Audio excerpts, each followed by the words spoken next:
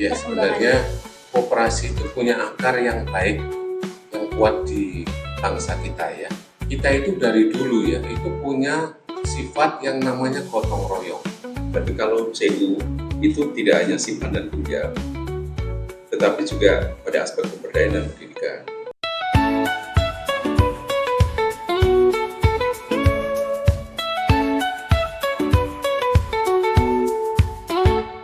Halo semuanya, saya Ratu. Selamat datang di Ngobrol Asik CUBG, tempat ngobrol seru tapi berisi. Kalau misalkan anak muda bilang tuh berdaging gitu ya, ada isinya. Nah, ini merupakan podcast perdana dari CUBG yang dikelola dengan tim digital dan promosi. Oke, sebelum aku mulai nih, aku mau pantun dulu. Jangan lupa ya dibilang cakep.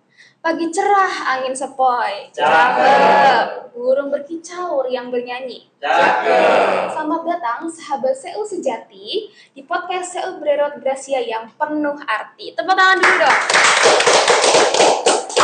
Oke. Hari ini saya nggak sendirian karena saya bersama dua bapak kece yang ganteng yang ada di depan saya nih. Oke. Di sini ada Pak Hermawan dan juga Pak Dani. Selamat siang, Pak. Terima kasih sudah berkenan di podcast perdana kami. Oke, selanjutnya boleh dijelaskan nggak nih Pak, nama panjangnya, lalu juga kapan bergabung, dan juga sebagai apa di CU? Boleh Pak Hermawan terlebih dahulu? Ya, nama saya Hermawan Budi Sustyo. Saya mulai menjadi anggota CUBG di tahun 2015 dan mulai aktif. Dan pada tahun yang lalu saya terpilih sebagai menjadi ketua pengurus CUBG. Oke. Baik, terima kasih. Boleh selanjutnya Pak Dani? Ya, saya Dani Budiarja. Saya menjadi anggota Kredit Union Brerot Gracia tahun 2007, 2009, 2011 saya menjadi pengurus dan saat ini menjadi penasihat di CUBG ini. Berarti kalau misalkan boleh dibilang Pak Dani ini seniornya Pak Hermawan gitu ya? Oke, baik. Nah, Pak Dani dan juga Pak Hermawan, kita nih hari ini mau ngebahas topik yang mungkin dulu itu dianggap kuno. Cuman ternyata makin kesini Pak, makin keren di era digital, yaitu mengenai koperasi, kredit union, dan kredit union Brerot Gracia. Oke, aku mau mulai dari Pak Dani dulu nih.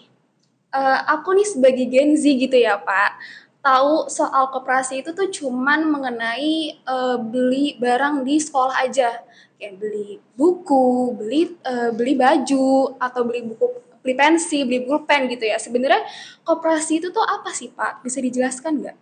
Ya, jadi memang nggak heran kalau koperasi hanya dikenal sebagai toko jual buku atau sembako begitu ya.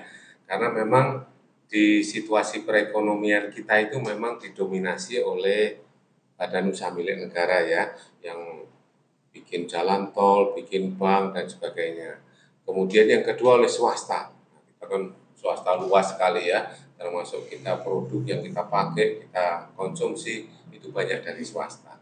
Nah, sebenarnya koperasi itu kalau dikembangkan itu bisa menjadi alternatif yang bagus.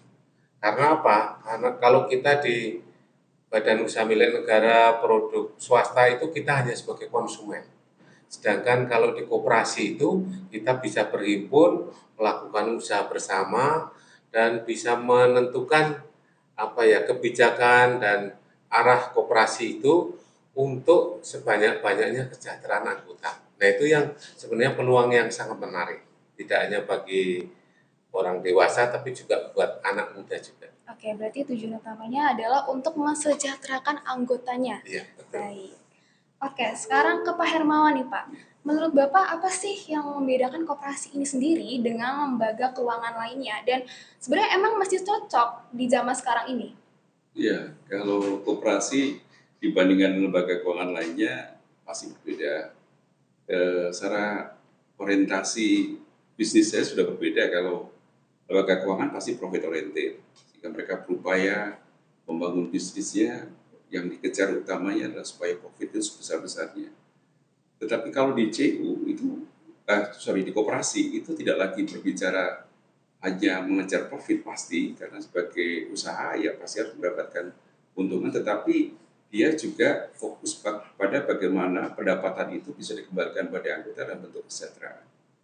Itu yang membedakan. Kemudian yang lain di lembaga keuangan yang lainnya dibandingkan koperasi juga perbedaannya adalah bahwa kalau di lembaga keuangan itu ada kumpulan uang modal, jadi siapapun sepanjang punya uang, kemudian mereka bisa ikut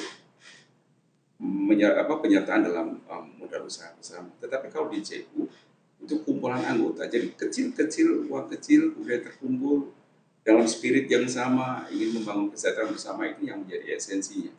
Beda dengan lembaga keuangan lainnya. Itu yang saya paham. Berarti perbedaannya cukup jauh ya Pak? Cukup beda jadi. Oke, baik. Menurut Pak Hermawan sendiri nih, sejauh apa sih kontribusi soal koperasi ini dalam perekonomian Indonesia saat ini? Kalau diukur dari kontribusi dalam pendapatan domestik bruto, karena memang koperasi kecil, masih kecil ya, kisaran kurang lebih 10% ya. Tetapi potensinya sebetulnya besar karena ini melibatkan banyak masyarakat yang sebetulnya memang belum didampingi dengan baik, sehingga potensi koperasi ini belum memberikan kontribusi besar bagi negara. Tetapi kita boleh mencontoh dari koperasi-koperasi lain di negara maju, di mana mereka berhasil memberikan kontribusi nyata kepada lembaga. Bahkan di Korea itu yang pernah kita mendapatkan cerita itu bahwa mereka mampu memberikan kontribusi besar pada lembaga. Pada saat COVID, mereka justru memberi topangan ekonomi kuat di sana. Oleh karena itu kita yang sudah para pendiri kita mengenalkan kita tentang koperasi, harapannya kita memulai optimisme yang sama seperti negara-negara lain. Gitu. Oke, baik. Kalau misalkan menurut Pak Dhani sendiri gimana nih Pak? Ya, sebenarnya koperasi itu punya akar yang baik, yang kuat di bangsa kita ya. Makanya juga koperasi disebut di pasal 33 Undang-Undang Dasar. Maksud saya begini, kita itu dari dulu ya, itu punya sifat yang namanya gotong royong dan kekeluargaan. Contoh, kalau kita di desa, kebanyakan memang kelihatan di desa atau di kota juga ada ya. Kalau ada panen bersama gitu ya, itu kan mereka nggak manggil buruh dari luar dengan bayaran, enggak. Mereka sekampung itu bersama panen. Padahal sawahnya milik salah satu, nanti mereka bergantian. Atau membangun rumah, atau pindah rumah, atau bahkan kalau ada bencana. Mereka itu sifat gotong royong dan kekeluargaannya itu kuat. Nah, itulah yang diangkat di Undang-Undang Dasar menjadi dasar koperasi. Jadi termasuk di perkotaan juga. Jadi kalau koperasi ini dikembangkan bagus, itu sebenarnya sudah ada itu bibit-bibit sifatnya itu di dalam kita bangsa Indonesia.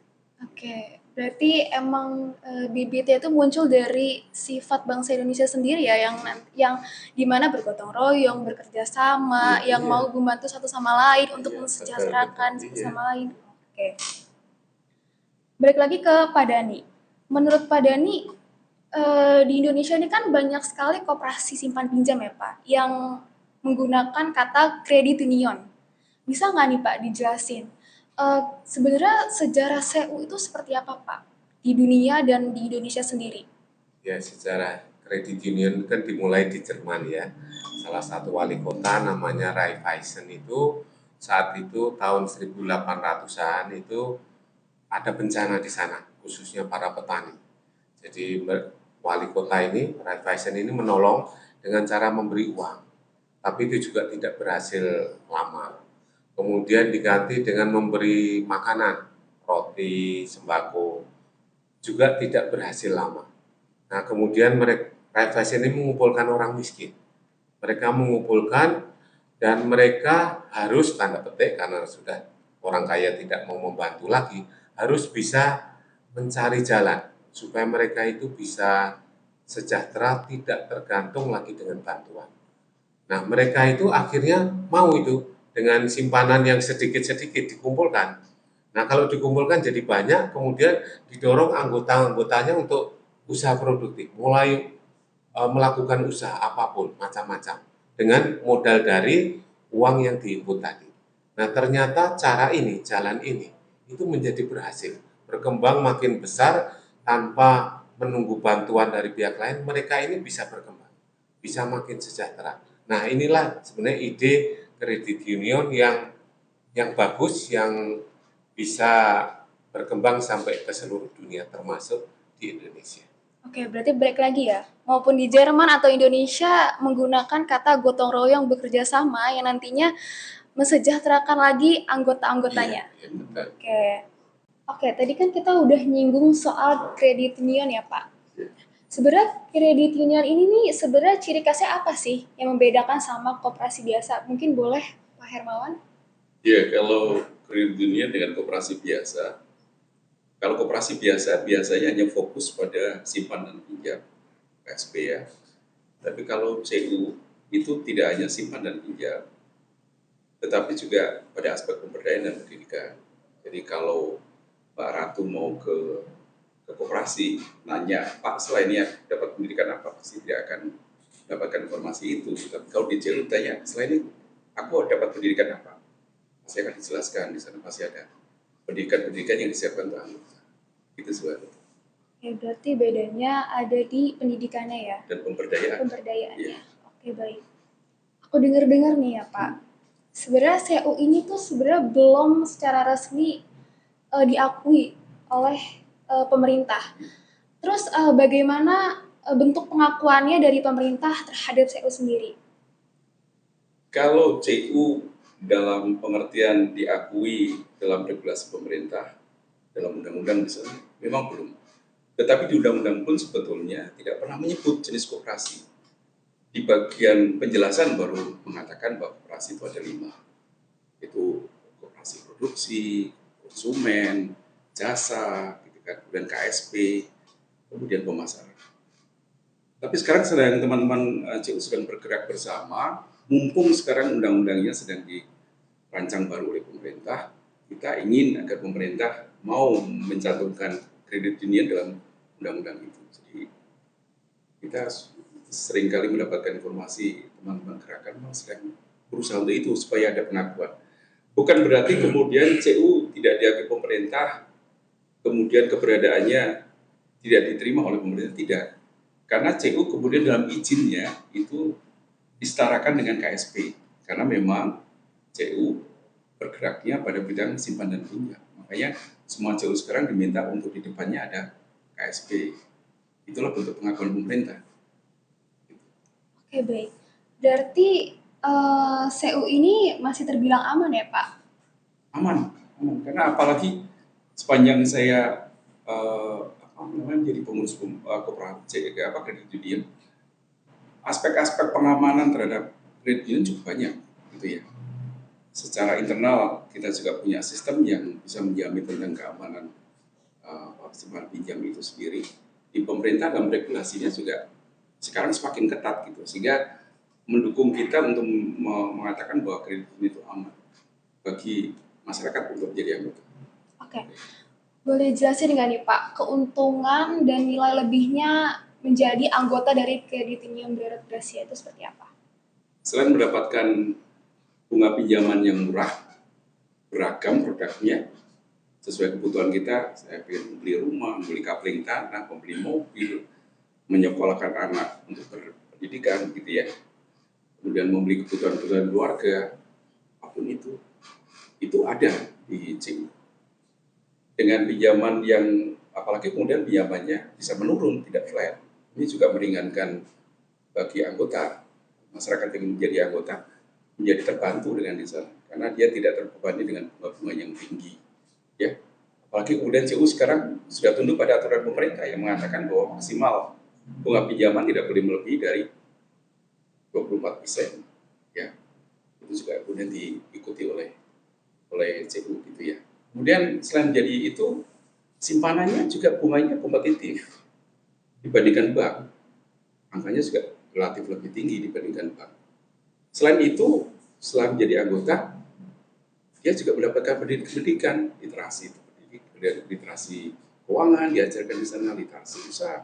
Bagi mereka yang ingin membangun usaha baru, di sana bisa belajar banyak. Oke, baik. Kalau misalkan menurut Pak Dani sendiri gimana nih Pak? Nilai lebihnya menjadi anggota CU seperti apa? Jadi seperti yang disampaikan Pak Hermawan, jadi CU ini dibandingkan koperasi yang lain ada nilai lebih yang sangat penting karena CU ini tidak hanya punya misi ekonomi tapi juga misi sosial. Maksudnya bagaimana? CU ini, anggota ini kan bisa punya peran dua, sebagai pemilik sekaligus pengguna jasa CU. Nah, sebagai pemilik, anggota itu harus membuat CU ini, lembaga CU ini punya misi ekonomi yang berkelanjutan. Artinya CU ini harus sehat, harus aman, harus indikator keuangannya juga baik, supaya bisa berkelanjutan. CU ini kan swadaya, kita tidak bisa menggantungkan CU ini kalau ada masalah nanti ada yang bantu, enggak. CU ini harus bisa sehat dan berkelanjutan. Itu misi ekonominya. Tetapi sebagai pengguna, sekaligus anggota sebagai pengguna, CU ini juga harus punya misi sosial untuk anggotanya. Nah, ini menariknya, anggota bisa merancang, sama-sama merancang apa ya, kegiatan-kegiatan yang bisa membantu anggota itu apa? Pendidikan macam apa? Pelatihan macam apa? Pemberdayaan macam apa? Fasilitas-fasilitas macam apa? Sejauh dimungkinkan secara ekonomi, maka anggota itu bisa merancang apa misi sosialnya sendiri yang berguna untuk mencapai kesejahteraan anggota itu. Nah, ini kan menarik, nggak ada di lembaga lain yang anggota bisa berperan pertama sebagai pemilik sekaligus sebagai yang pengguna untuk menerima manfaat dari CU-nya. Itu luar biasa. Oke, berarti di CU sendiri itu memperdayakan masyarakat anggotanya, lalu juga bisa mengeksplor apa yang dimiliki oleh anggotanya. Seperti yang ada di sini, jualan dari UMKM yang ada di anggota ini, ada keripik pisang, ada parfum. Berarti menjadi salah satu upaya dari CU untuk meningkatkan ekonomi dari anggotanya. Iya, anggota bisa merancang apa yang dibutuhkan. Kalau usaha anggota ingin melakukan usaha apapun ya, perlu pelatihan apa, perlu pendidikan apa, perlu fasilitas macam-macam itu bisa dirancang bersama dalam CU-nya. Begitu. Nah, itu kan luar biasa. Kita nggak ada di lembaga lain setahu saya. Oke, sekarang kita masuk ke pembahasan yang terakhir mengenai kredit union Barat Gracia ya Pak. Bisa diceritain nggak nih Pak Hermawan, sejarahnya itu seperti apa? Ya, kalau kredit union Barat Gracia mungkin Pak Dhani lebih familiar tentang sejarah ya. Karena Pak Dhani termasuk pelaku sejarah ya. Jadi yang sepanjang yang saya tahu, memang awal inisiatif terbentuknya JOPIK ini dari teman-teman dari KPI, Komisi Poligereja Indonesia, yang ingin memandang bahwa kredit ini menjadi satu solusi yang mereka bukan waktu itu ya. Kemudian pada akhirnya inisiasi itu berujung pada terbentuknya namanya Kredit Union Barat Gracia tahun 2006. Legalitasnya kemudian didapat pada tahun 2007 badan hukumnya. Kemudian pada tahun 2025 ini kita sudah mencapai usia yang ke-19 tahun, baru bulan kemarin kita rayakan ulang tahun itu. Secara singkatnya seperti itu, mungkin Pak Dhani bisa menambahkan. Ya. Jadi Konferensi Wali Gereja Indonesia, jadi Gereja Katolik Indonesia itu tahun 2004 itu mengeluarkan sebuah nota pastoral. Salah satunya disebutkan bahwa untuk membantu masyarakat dari bidang sosial ekonomi itu diperlukan sebuah lembaga keuangan mikro. Lembaga keuangan mikro yang sesuai dengan ajaran sosial gereja. Dan bentuknya itu disebutkan jelas itu bentuknya kredit union.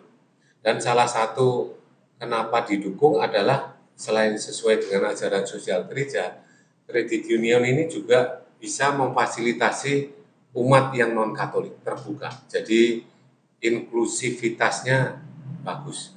Itulah yang menjadi salah satu keunggulan CU bisa berkiprah baik bagi umat Katolik maupun masyarakat luas. Oke, baik. Nah, sekarang aku sedikit kepo nih Pak Hermawan. Sebenarnya anggota Fixa sekarang tuh udah ada berapa sih Pak? Kalau berdasarkan data bulan Mei tahun 2025, anggota kita itu 12.245 orang. Kalau asetnya kurang lebih 197. Affiliate ya. Lalu ada berapa kantor pelayanan nih Pak di CUBG ini? Kantor pelayanan kita ada 9 dan kemudian tahun 2006 kita akan merencanakan membuka 2 kantor pelayanan baru. Ada di Cikarang dengan di Cililitan. Kalau yang 9 sekarang ada di mana saja, ada di Tangerang, ada di Pasar Kemis, kemudian ada di Pamulang, ada di Bintaro, ada di Tanjung Priok, ada Cikini, ada Duren Sawit, Kampung Sawah, dan kemudian Bantar Gebang. Lumayan banyak ya, Iya. ada 9 kantor cabang. Kira-kira kedepannya ada perluasan kantor cabang nggak nih? Ya, kita sesuai dengan kesepakatan kita dalam bisnis plan, memang tahun ini kita akan melakukan pengembangan secara secara terukur ya. Sepanjang kemudian ada potensi kita mengembangkan itu, kita akan lakukan. Kita sekarang ini sudah melakukan banyak kemitraan dengan banyak paroki.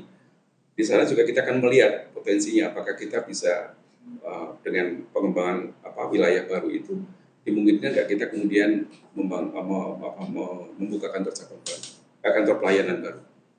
Kalau yang sudah direncanakan dalam bisnis plan tahun 2025 itu adalah kita sedang mempersiapkan untuk Cililitan dan Cikarang. Aku tiba-tiba penasaran nih, karena kan tadi anggotanya cukup banyak ya Pak. Yeah. Nah, kira-kira anak mudanya ada nggak sih Pak masuk ke dalam anggota itu juga nggak Pak? Ya ada anggotanya. Ada. Walaupun memang harus jujur kita akui, harus kita lebih tingkatkan ya. Memang agak terkejut suatu ketika ada Mas Alex sebagai GM itu diundang dalam sebuah kuliah di Universitas Ahmad Jaya. Di situ membicarakan tentang koperasi. Yang mengejutkan justru dosen tamunya waktu itu bertanya pada mahasiswa Ahmad Jaya, siapa yang tahu koperasi? Tidak ada satupun yang bisa mengangkat tangan menjelaskan koperasi itu apa. Tapi waktu kemudian dia menjelaskan pasal 33, seperti Pak Dani cerita tadi, oh itu tahu yang dimaksud koperasi gitu. Dari situ kemudian, dan berdasarkan survei tahun lalu, kita kemudian merasa bahwa CUBG ini harus mulai berbenah dalam aspek. Anak mudanya ada, angkanya konkret, jelas. Tapi apakah cukup untuk keberlanjutan CUBG? Tidak cukup. Karena itu CUBG harus berbenah diri, agar supaya menarik itu anak-anak muda, supaya bisa bergabung. Begitu. Oke, berarti kedepannya mungkin ada program-program yang akan menarik anak muda mungkin ya Pak? Ya. Oke, baik. Sekarang kita masuk ke bagaimana cara CUBG nih Pak untuk mengorganisir para anggotanya, terus bagaimana cara pemberdayaannya. Mungkin Pak Hermawan? Ya, nanti Pak Dani juga bisa menambahkan. Jadi kalau CUBG sudah merancang sejak awal memang untuk mengorganisir anggota agar pelayanannya efektif, agar anggota bukan saja sebagai pengguna tapi pemilik merasakan kontribusinya terhadap lembaga, memang CUBG mengorganisir anggota dengan membuat kelompok-kelompok yang kami sebut sebagai komunitas basis anggota. Jadi masing-masing kantor pelayanan membawa beberapa komunitas komunitas basis anggota. Kemudian di dalam komunitas basis anggota itu kemudian muncul namanya KUB ya, komunitas usaha binaan, di mana teman-teman UMKM bisa bergabung di sana, kemudian membangun usahanya secara bersama-sama. Di sana ada aspek pendidikannya, ada aspek permodalannya, ada aspek pendampingannya. Dan pada tahun ini kita sudah mempersiapkan banyak penggerak sebagai pendamping pemberdayaan mereka yang sudah mengikuti sertifikasi. Dan sertifikasi ini kita harapkan teman-teman dalam melakukan pendampingan UMKM di CUBG semakin efektif, semakin bisa menjadi solusi bagi teman-teman UMKM dalam mengembangkan usahanya. Kita sekarang juga membuat website khusus UMKM, di mana UMKM kemudian teman-teman UMKM selain disiapkan produk khusus yang berbunga rendah di bawah KUR, kemudian diakses dengan cara mudah, gitu. Tetapi juga kemudian diberikan literasinya. Setelah itu kita siapkan marketnya berupa website, di mana semua anggota bisa mendaftar di sana, kemudian bertransaksi langsung dengan pembeli tanpa melalui CUBG. Harapannya dengan begitu anggota-anggota akan terbantu untuk memasarkan. Oke, berarti sekarang udah ada website untuk UMKM ya Pak? Sudah. Nah berarti untuk yang nonton nih, yang belum tahu, ternyata sekarang CUBG udah punya website untuk UMKM. Berarti boleh dicek-cek ini nanti di Instagramnya, ternyata ada website untuk UMKM dan menjadi lebih gampang ya Pak untuk menjualkan barangnya. Betul. Iya. Oke. Mungkin untuk Pak Dani ada tambahannya? Nah, yang saya kira sudah baik di CUBG ini adalah prosesnya, proses tata kelola. Tadi sudah pernah saya katakan bahwa di CUBG ini anggota itu tidak hanya pemilik, tetapi juga pengguna, penerima manfaat. Jadi teman-teman anggota, apalagi nanti kaum muda, itu kalau bisa berkumpul dalam komunitas basis anggota, misalnya yang khusus anak muda gitu ya, mereka bisa merancang apa yang dibutuhkan oleh anggota anak muda ini untuk bisa makin maju usahanya. Nah, itu bisa diusulkan, bisa diproses, karena kita ini di CUBG punya namanya strategic planning tiap 3 tahun, kemudian business planning tiap tahun. Nah, itu prosesnya sebelum mulai masa berlakunya tahun itu sudah dirancang berjenjang dari komunitas basis anggota sampai per kantor pelayanan sampai akhirnya dikompilasi di tingkat lembaga. Nah, jadi apa yang dibutuhkan, apa yang menjadi kegiatan itu dirancang bersama, bukan semacam top down dari pengurus, enggak. Itu semua dirancang sesuai yang dibutuhkan anggota. Nah, itu saya kira yang bagus yang sudah berjalan di CUBG. Ya, baik. Lalu selanjutnya, CUBG ini kan mempunyai visi lembaga yang sehat dan aman ya Pak. Lalu bagaimana itu harus dijaga dan dipastikannya lewat cara apa? Mungkin Pak Dani? Ya, tadi anggota itu kan tidak hanya pengguna penerima manfaat ya, tetapi juga pemilik. Nah, kita ini kalau memiliki lembaga kan pasti ingin lembaganya aman, sehat, dan berkelanjutan terus. Nah, anggota ini sudah punya memberi amanah kepada pengurus dan pengawas untuk mengurus lembaga ini. Nah, sejauh tata kelolanya sehat, dalam arti pengurus, pengawas bisa menjalankan dengan baik, dengan jujur dan transparan, apa adanya, apa kelebihannya, apa kekurangannya. Saya kira anggota akan yakin dengan keadaan lembaganya. Kalau dikatakan sehat, betul sehat, kalau memang ada kekurangan, sama-sama dicari solusinya.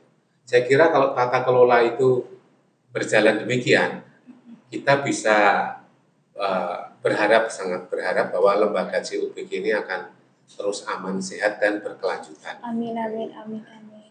Oke, tadi kan kita udah bahas soal UMKM, udah bahas pemberdayaan, pendidikan. Nah, sekarang kita masuk ke produk simpanan dan pinjaman CUBG. Nah, itu tuh ada berapa sih Pak? Coba Pak Hermawan boleh jawab. Ya, sebelum menjawab pertanyaan Mbak Ratu, saya ingin tambahkan sedikit yang disampaikan Pak Dani. Karena begini, kenapa kemudian bisa aman, kemudian berkelanjutan begitu ya? Itu karena memang keterlibatan anggota itu bukan formalitas saja gitu, tapi betul-betul diikutkan. Apa bentuknya? Bentuknya anggota dihadirkan pada saat rapat awal dan akhir bulan. Dia bisa mengetahui persis kondisinya kantor pelayanannya. Apakah capaian targetnya tercapai atau tidak, apa masalahnya, apa yang mereka bisa bantu.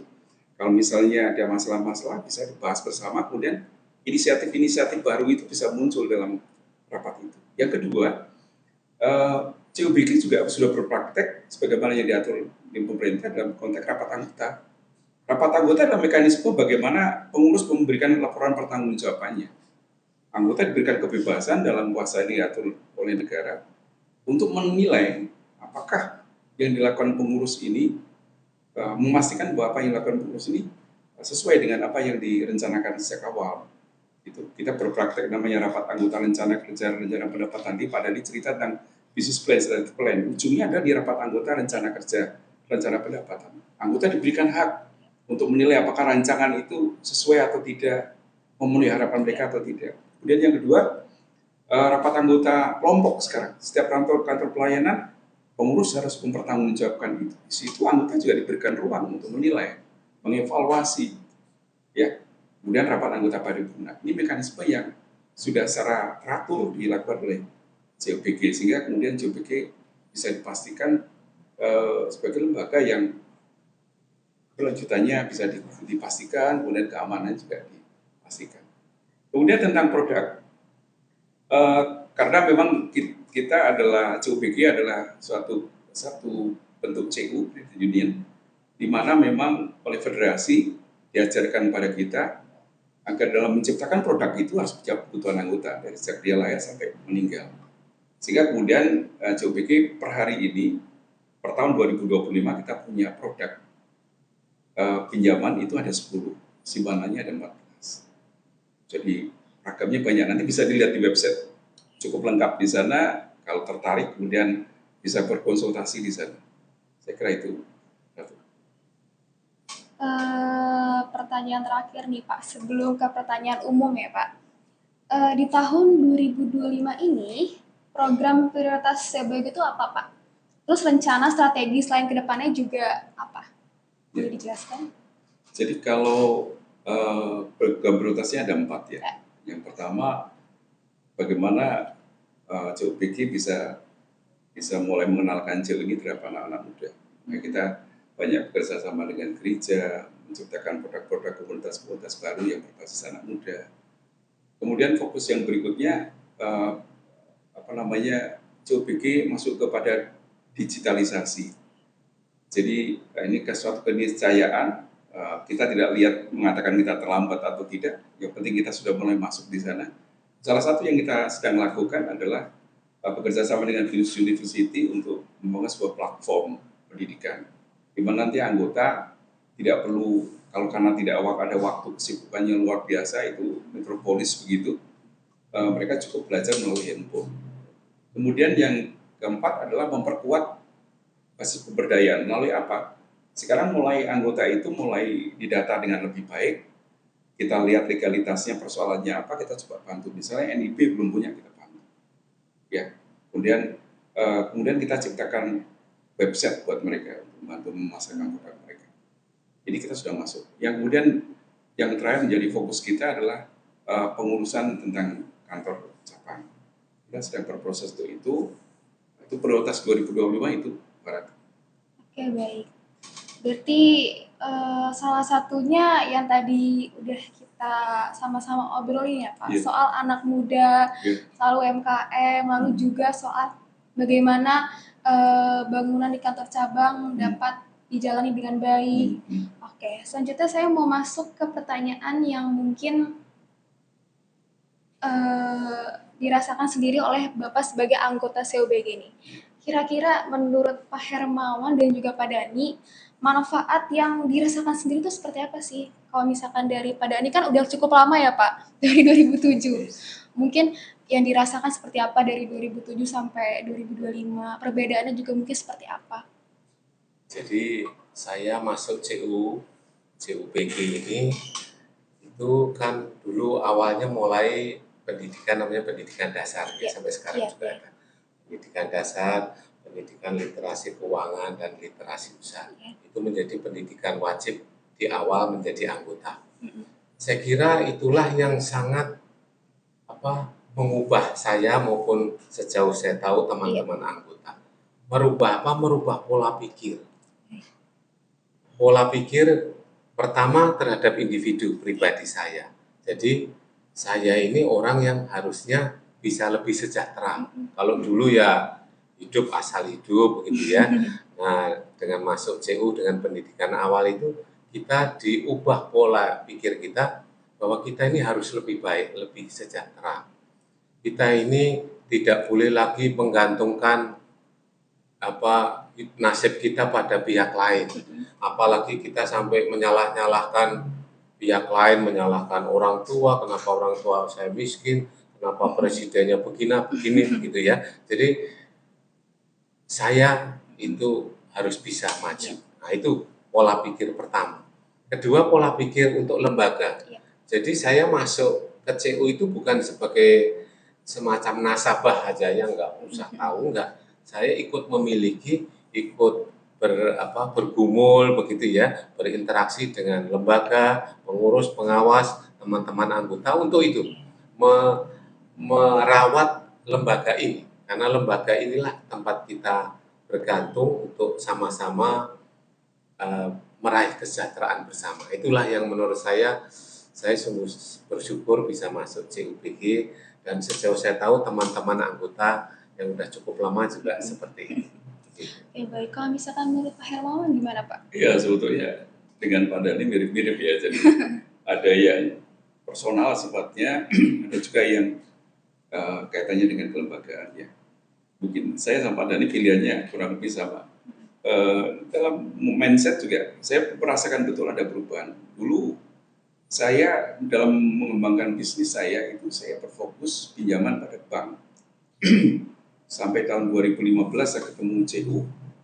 Kemudian saya bukan hanya sebagai anggota pasif tapi aktif belajar apa yang ada di dalam CU yang bisa mensupport saya dalam bisnis saya, dan pada akhirnya sampai hari ini bisnis saya ditopang oleh pinjaman saya di CU BG ya, bukan bank, sama sekali tidak ada. Terus yang kedua, saya mulai mengetahui sejak saya di CU perbedaan antara kebutuhan dan keinginan, dan itu mampu membuat cara pandang bukannya saya tapi keluarga, dan melihat sesuatu berkaitan dengan uang itu bisa secara bijak menggunakan ini, dan ini apakah keinginan atau kebutuhan. Itu yang saya rasakan sepanjang saya menjadi anggota CU. Kemudian saya Pak Dhani sama memilih untuk aktif menjadi anggota. Karena apa? Karena saya ada saham di sana. Saya ingin memiliki CU, saya ingin memastikan bahwa CU ini berkelanjutan, sehingga saya memilih untuk aktif, tidak pasif. Sehingga kemudian setiap kesempatan yang diberikan oleh lembaga, saya maksimalkan semaksimal mungkin untuk memberikan kontribusi. Ya, sampai akhirnya saya diberikan kepercayaan untuk menjadi ketua pengurus. Gitu, Berarti manfaat yang didapatkan cukup signifikan ya, cukup mau signifikan untuk diri sendiri ya. ataupun untuk lembaga. Nah, berarti ini untuk para penonton yang masih ragu-ragu masuk ke CUBG, udah dijelasin untuk para suhu-suhunya nih ya. Udah menjelaskan kalau misalkan masuk CUBG itu banyak banget manfaatnya, apalagi tadi udah dijelasin bagaimana keuntungan menjadi anggota. Nah, aku mau bertanya nih Pak, kalau CU Brerot Gracia bisa ngomong kayak manusia nih Pak, menurut Bapak kira-kira dia bakalan ngomong apa ke Gen Z yang suka bilang, aduh gabung CU tuh kayak jadul banget gitu ya. Kalau menurut Pak Hermawan gimana Pak? Ya, saya kan juga punya anak ya, generasi. Ya, mereka mengatakan seperti itu, tetapi pada akhirnya saya mengatakan terlibat di CUBG ini sesuatu yang asik buat anak muda, karena ada wadahnya. Teman-teman mau berkreativitas apa dengan segala kebutuhannya, bisnis baru juga bisa disupport oleh CUBG. Komunitas juga. Jadi bagi saya, anak Gen Z ayo bergabung, terlibat, warnai CUBG agar CU ini menjadi CU metropolis, CU kota besar, yang di sana anak-anak muda banyak terlibat. Oke, kalau misalkan menurut Pak Dhani gimana nih Pak? Ya saya itu melihat anak-anak muda sekarang itu ya, itu kan tidak bisa berhemat ya, umumnya ya, pasti tidak semua ya.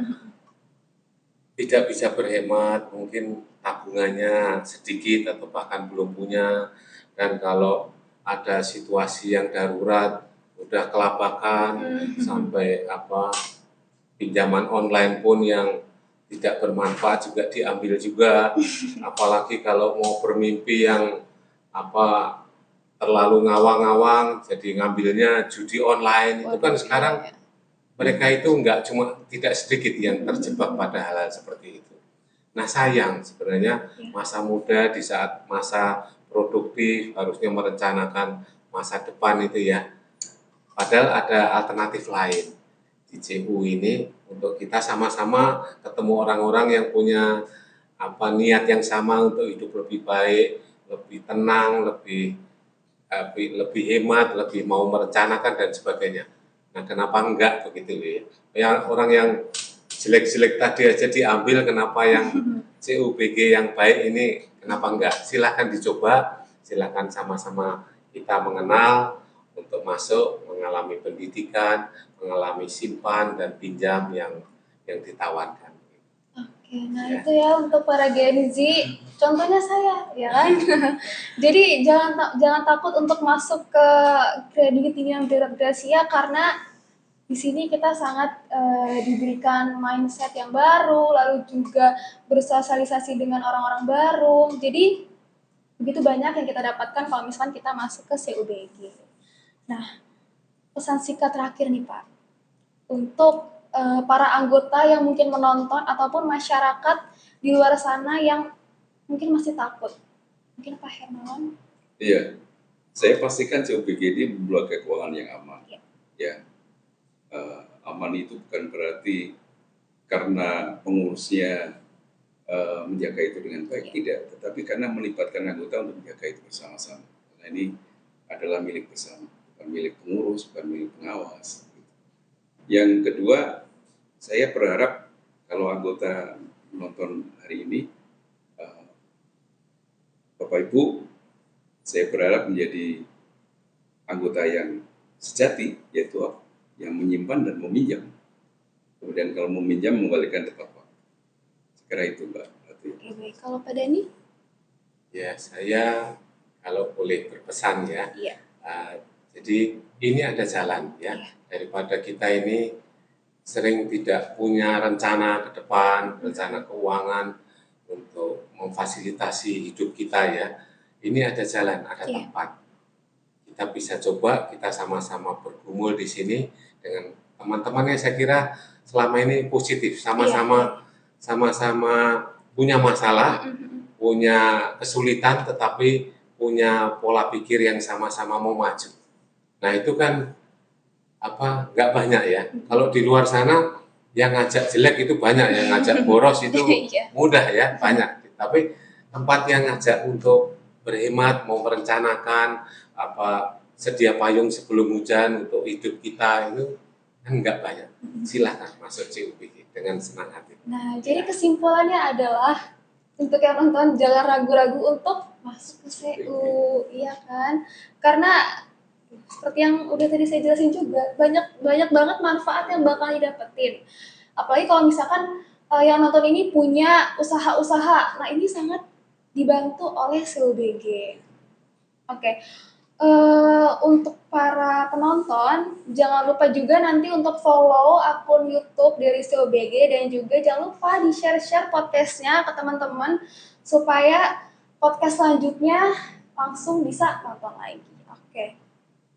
Terima kasih untuk Pak Hermawan dan juga Pak Dhani yang sudah meluangkan waktunya untuk podcast perdana kami.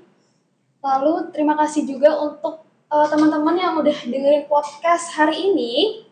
Ingat ya teman-teman, kita boleh modern tapi jangan lupa akar gotong royong kita. Jadi sampai jumpa di episode selanjutnya. Bye-bye. Jangan lupa bayar iuran anggota.